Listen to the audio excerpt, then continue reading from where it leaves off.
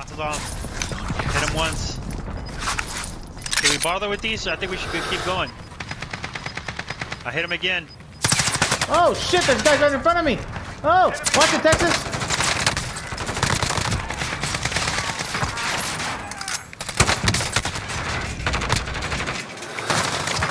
Another one right in front of you. Woohoo! Holy shit!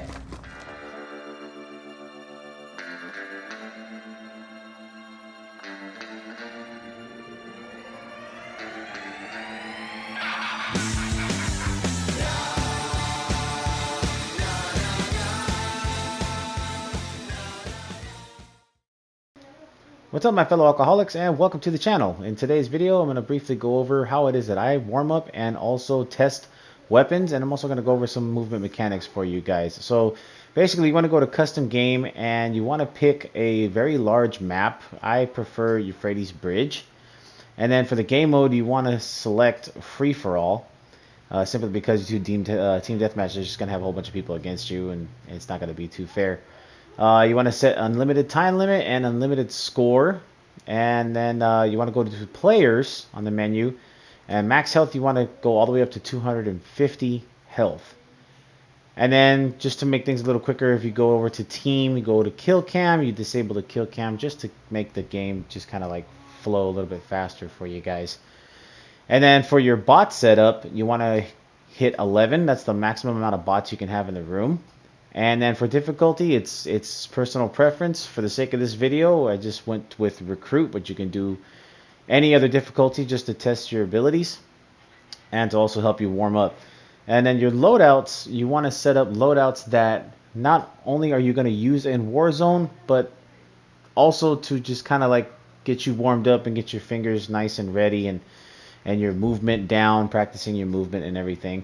For this video, I basically put an AK because that's the next weapon I'm going to be testing for the off-meta weapons in Warzone.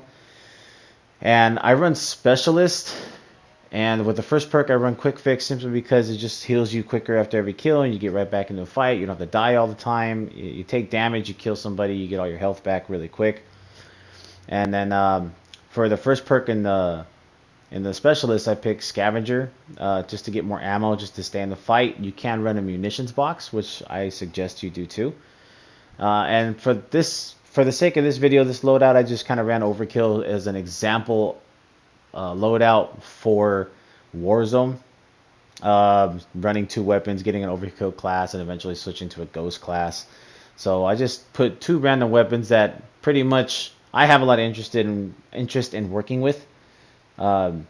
And trying out in Warzone. So that's basically what you want to do for your loadouts. You want to run something that you're going to be messing with in Warzone a lot, and you're going to be running weapons that will keep you more mobile and keep you strafing and sprinting and around and sliding and drop shotting or jumping around corners, you name it, just to get you nice and loose and get you warmed up.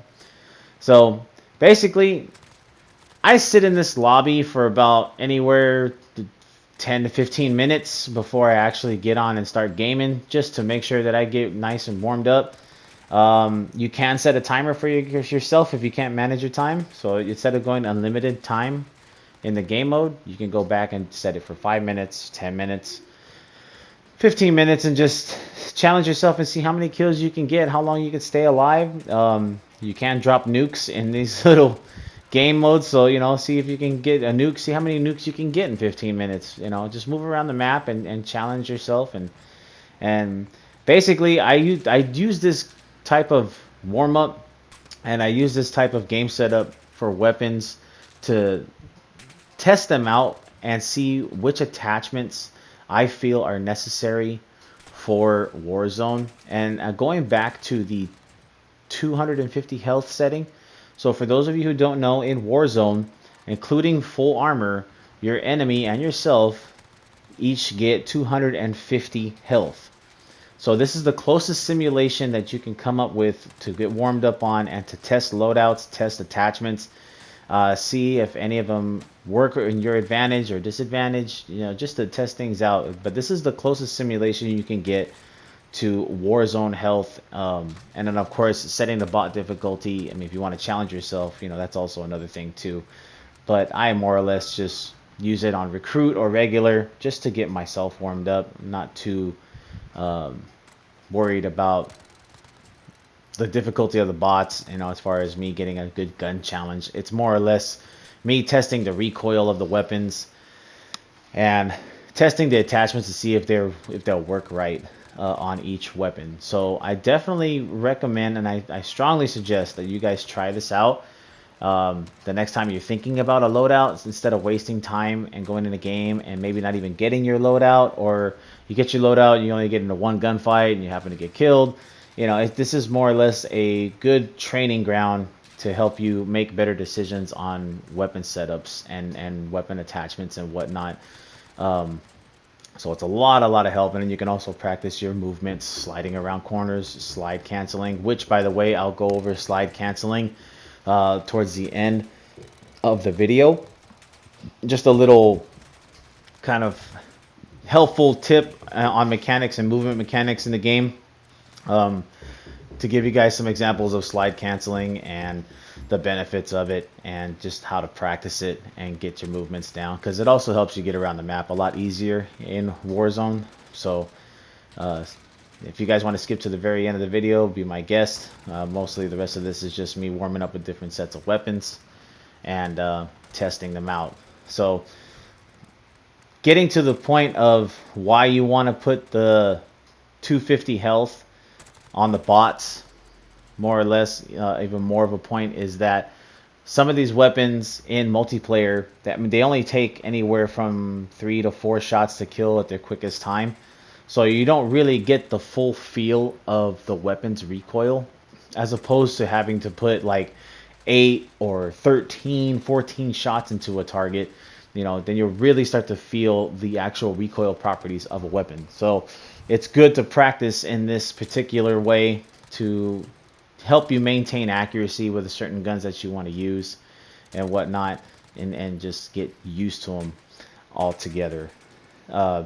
You want to also warm up like this simply because there are going to be some games in Warzone, like in any battle royale, where sometimes you're not going to get too many gunfights, and because of that, you're not really warmed up, you're not really used to your weapon already. So by doing this particular warm-up session, you're gonna be ready when it comes to getting into an actual gunfight, because you've already gotten to like 100. I mean, at this point in the video, or at this point of me in this particular warm-up session, I've already gotten to 77 down at the bottom there, 77 gunfights, which is 100 times more than I'll get into Warzone sometimes.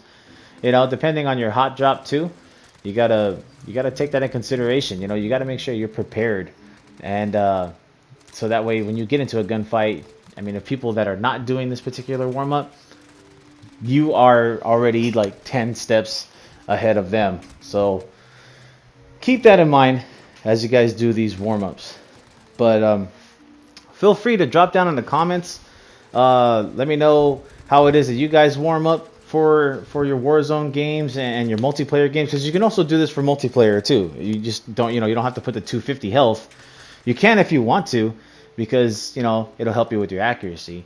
But feel free to drop in the comments. Let me know how you guys get warmed up, or if you guys don't warm up, if you guys are beasts and you guys go straight into the game dropping like 15, 20 bombs. All power to you, man. But for me, my old eyes and my old hands, I'm gonna need that little extra time to get warmed up and get ready for any situation that comes at me in the Warzone gameplay. But yeah, so as you see here, I'm messing around with another gun. I'm messing with the Uzi. I have used the Uzi before in Warzone, and I gotta tell you guys, at medium range, which is pretty much AR range, the Uzi is pretty nasty. I like its damage properties, especially when you're using the .41 ammunition, where you get like 32 rounds and your fire rate goes up just a little bit. I mean, it's nice. It's nice to have, and you put that extended barrel on it, or if you want to put extended barrel and then throw on a monolithic suppressor, I mean, your range is phenomenal at that point. And I've tried a few loadouts and they work out pretty good. So getting into the slide canceling here for you folks. Now you basically want to do slide, slide, jump, or tap, tap, jump. Pretty much like you know, I like to set my settings to tactical flip. So my crouching button is my right stick, and I have it to tap rather than hold, so that I can actually tap the, you know, and get in and out of the slide a lot faster, a lot easier that way. So as you run, you just want to make sure that you hit slide, slide, and then X or jump, or any button that you have is for jump. And this example right here is without using double time. And as you can see, I'm pretty much not gonna run out of the double sprint. So it's run, run, tap, tap, slide, run, run, tap, tap, slide, or tap, tap, jump, I should say. I apologize, but it's run, double sprint, slide, slide, jump.